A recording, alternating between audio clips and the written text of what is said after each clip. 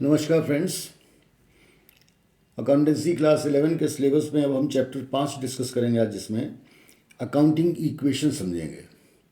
तो इक्वेशन बहुत बार आप समझ चुके हैं अभी तक के अपनी जर्नी में कि इक्वेशन क्या होता है। इसमें दो साइड्स हैं, LHS और RHS, और दोनों बराबर होते हैं। अकाउंटिंग भी एक इक्वेशन के ऊपर बेस्ड है, जिसको हम लोग बोलते हैं डुअल एस्पेक्ट।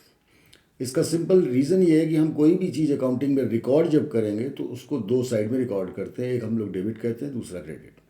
तो इसलिए कभी भी जा कर के किसी भी स्टेज पर कोई भी ट्रांजैक्शन जब इनकॉर्पोरेट करें आप, तो आपको दिखाई पड़ेगा कि उसके दोनों के दोनों साइड्स बराबर होते हैं। लेट अस सी के एग्जाम्पल इसका क्या है। तो ये इक्वेशन जो है, वो इक्वेशन हमें बताती है कि हमारी असेट्स हमेशा लाइबिलिटीज़ के बराबर रहेंगी।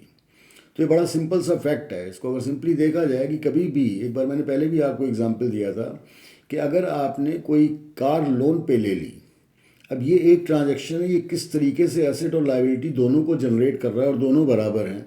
तो देखिए, कार आपने ले ली, वो आपके पास आ गई, वो आपकी एसेट हो गई। फॉर एग्जांपल 5 लाख की, तो 5 लाख की कार तो आपकी एसेट है, आपके घर के सामने खड़ी हो गई। लेकिन जो कमिटमेंट आपने दिया है उस सेलर को, उस वेंडर को जिससे आपने कार खरीदी, कि हम आपको 5 लाख रुपए वापस करेंगे, ये आपकी लायबिलिटी है। तो एक ही ट्रांजैक्शन ने दोनों चीज़ें क्रिएट कर दी और दोनों हमेशा बराबर रहती हैं। यही अकाउंटिंग इक्वेशन है। तो फंडामेंटल अकाउंटिंग इक्वेशन है, assets are always equal to liabilities. अब चूंकि हम लोगों ने अपने जिस समय पढ़े थे आपके टर्म्स, तो लायबिलिटीज़ में हमने बताया था कि एक लायबिलिटी ओनर की अपनी होती है बिजनेस में, और बाकी वो बाहर से लेता है। जैसे सपोज करिए, जो आपका इन्वेस्टर है जिसने बिजनेस शुरू किया, प्रोप्राइटर, उसने 2 लाख रुपए अपने लगाए, तो बिजनेस के पॉइंट ऑफ व्यू से वो भी लायबिलिटी है। और उसने 3 लाख रुपए बैंक से लोन लिया, वो 3 लाख बैंक की लायबिलिटी है। तो 10 बिजनेस विल से कि 2 lakh is the liability on account of the owner and 3 lakh is the liability on account of the banker. लेकिन उसके लिए दोनों ही लायबिलिटीज़ हैं। पर as we know in the accounting system कि जो प्रोप्राइटर ने पैसा लगाया है वो एक्सटर्नल लायबिलिटी नहीं है, वो प्रोप्राइटर ने ही पैसा दिया है। तो उसको थोड़ा सा अलग करके हम लोग लिखते हैं, उसका नाम लिख देते हैं कैपिटल। तो therefore in the liability side you will find that two different type of liabilities are there। दो डिफरेंट लाइबिलिटीज़ हैं, एक ओनर की लाइबिलिटी जिसको हम बोलते हैं कैपिटल, और एक लेंडर्स की लाइबिलिटी जिसको हम बोलते हैं लाइबिलिटी। जो एक्सटर्नल लाइबिलिटी है एक्चुअली वही लाइबिलिटी कहलाती है, क्योंकि कैपिटल जो लगी है वो तो ओनर ने दी है, इसलिए बिजनेस उसको कैपिटल कहता है। तो अब अकाउंटिंग इक्वेशन थोड़ी सी एक्सपेंड हो गई। Assets are equal to capital plus liability और इक्विटी प्लस लाइबिलिटी। कैपिटल को इक्विटी भी बोलते हैं हम लोग। तो इक्विटी अपना पैसा और लाइबिलिटी बाहर का पैसा। तो ये हमेशा के this will remain good every time, ये कभी भी चेंज नहीं हो सकता, राइट। तो जब हम बात करें लाइबिलिटीज़ की, तो वो होते हैं क्लेम्स, जिन लोगों को हमने पैसे वापस, हमने मतलब बिजनेस ने पैसे वापस करने हैं, राइट। तो इक्विटी वो है जो बिजनेस ओ करता है ओनर को, और equity is also means called as net assets. ये वर्ड बाद में आपको आएगा पता, कई जगह एग्जाम आप जब आगे स्टडीज़ करेंगे तो आपको दिखाई पड़ेगा एक नेट एसेट। नेट एसेट्स क्या हैं? सपोज करिए टोटल एसेट्स आपकी 10 लाख की हैं, उसमें से अगर 4 लाख का आपने लोन ले रखा है, तो नेट एसेट वैल्यू 6 लाख हो गई, और वही 6 लाख आपकी नेट वर्थ भी कहलाती है। तो 10, अगर आपको किसी भी इक्वेशन में इक्विटी निकालनी हो, तो टोटल असेट्स में से आप एक्सटर्नल लाइबिलिटीज़, ये ध्यान रखिएगा, total liability means external liability, because liability term is associated with the claim of outsiders. दूसरे लोगों को जो पैसा देना उसी को हम लाइबिलिटी कहते हैं। तो अगर आपको अपनी अपनी पूंजी निकालनी है बिजनेस में, तो जितनी आपकी एसेट्स हैं, सपोज करिए 10 लाख की एसेट्स बिजनेस ओन कर रहा है, उसमें से 6 लाख रुपए का बिजनेस ने लोन ले रखा है, तो अपने आप आपको समझ में आ जाएगा कि उसकी अपनी पूंजी, उसकी अपनी कैपिटल सिर्फ 4 लाख रुपए है। How comes? 10 लाख की एसेट्स, 6 लाख की लाइबिलिटीज़, 4 लाख आपकी इक्विटी बच जाएगी, राइट। अब कुछ ट्रांजेक्शन समझते हैं जो क्या करते हैं। देखिए, क्यों इक्वल होती रहती है ऑलवेज, ऑलवेज इक्वल क्यों हो जाती है? क्योंकि हर ट्रांजैक्शन या तो लाइबिलिटी को अकेले अफेक्ट करेगा, एक लाइबिलिटी बढ़ा देगा, दूसरी घटा देगा, यानी कि एक ही साइड में प्लस माइनस हुआ तो भी बराबर हो जाएगा। या कोई एसेट घट जाएगी साथ में लाइबिलिटी घट जाएगी, दोनों साइड से सिमिलर अमाउंट घटेगा तो भी इक्वेशन बराबर रहेगी, या एक एसेट बढ़ेगी दूसरी एसेट घट जाएगी तो भी आपकी इक्वेशन बराबर रहेगी, क्योंकि कोई ना कोई इफेक्ट ऐसा पड़ेगा, ऐसा आएगा either on the liability side और ऑन द एसेट साइड कि it will keep the accounting equation equal. तो कुछ हम ट्रांजेक्शन्स बात करते हैं यहाँ की कौन कौन से ट्रांजेक्शन आपको किस तरीके से चेंज करते हैं। पहला है आपका कोई कोई ट्रांजेक्शन आपको इंक्रीज़ करेंगे एसेट्स को और साथ में इंक्रीज़ करेंगे कैपिटल को। तो थोड़ा सा दिमाग लगा के पता लगाया जाए कि ऐसा कौन सा ट्रांजेक्शन हो सकता है।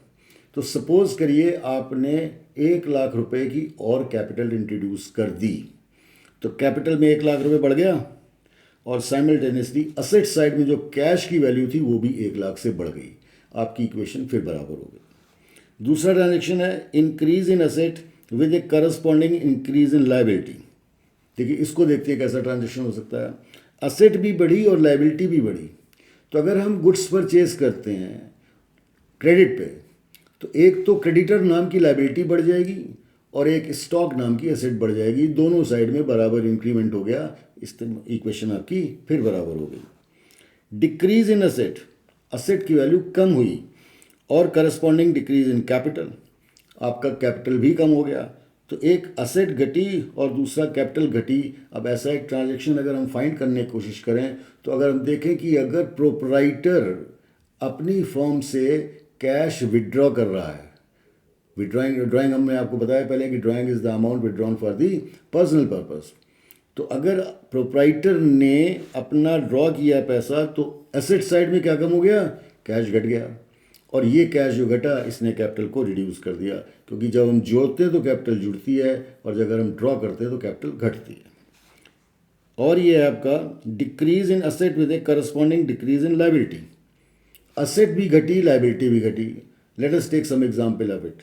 सपोज करिए क्रेडिटर हैं आपके जिनको आपने पेमेंट करना है, कोई उधार माल लिया हुआ पहले, अब उसको अगर आपने पेमेंट करना है तो पेमेंट करेंगे तो वो लाइबिलिटी घट जाएगी, इसको पैसे मिल गए, क्रेडिटर नाम की लाइबिलिटी घट जाएगी।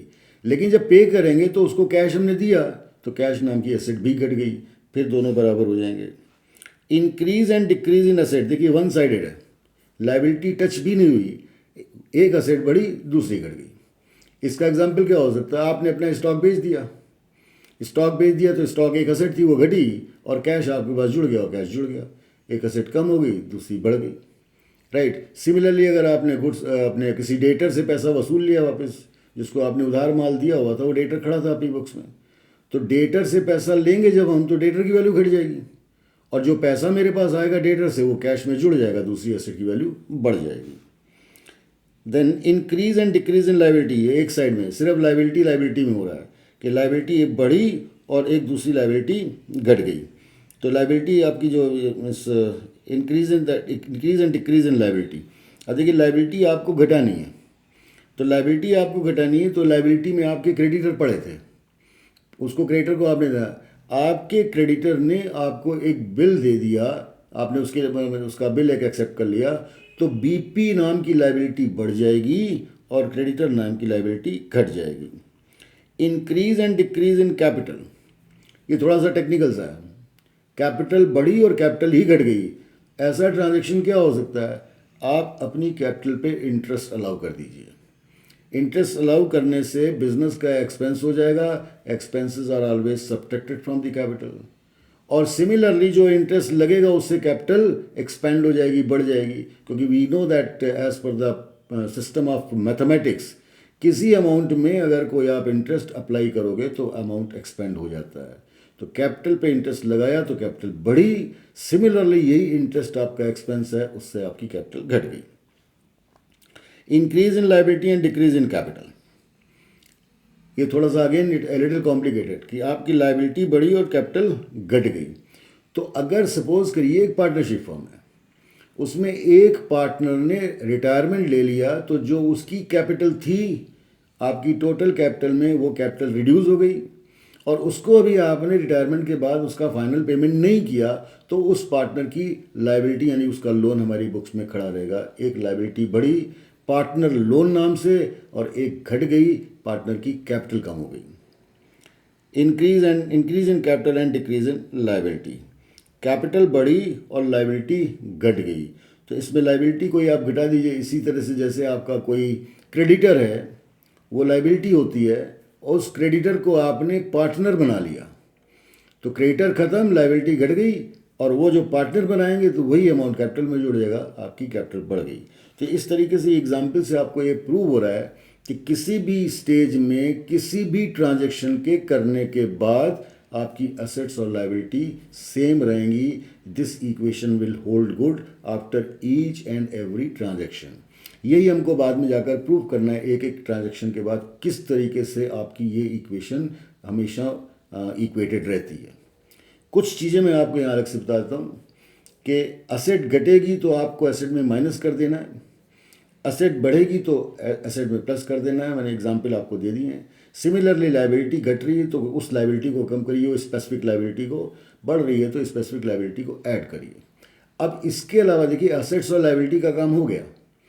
इसके अलावा बिजनेस में और क्या हो सकता है, और ये हो सकता है कि या तो बिजनेस को गेन हो जाए, प्रॉफिट हो जाए, या उसको लॉस हो जाए।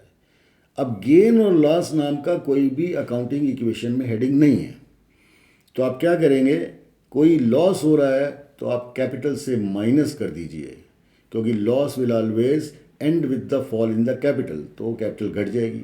और अगर आपका गेन या प्रॉफिट हो रहा है वो आपकी कैपिटल में जुड़ जाता है, उसको आप ऐड करिए। तो एक्सपेंसेस और लॉसेस के लिए ध्यान रखिएगा, एक्सपेंसेस, लॉसेस, इनकम, गेन्स के लिए, कि income and gains are always added to the capital, losses and expenses are subtracted from the capital.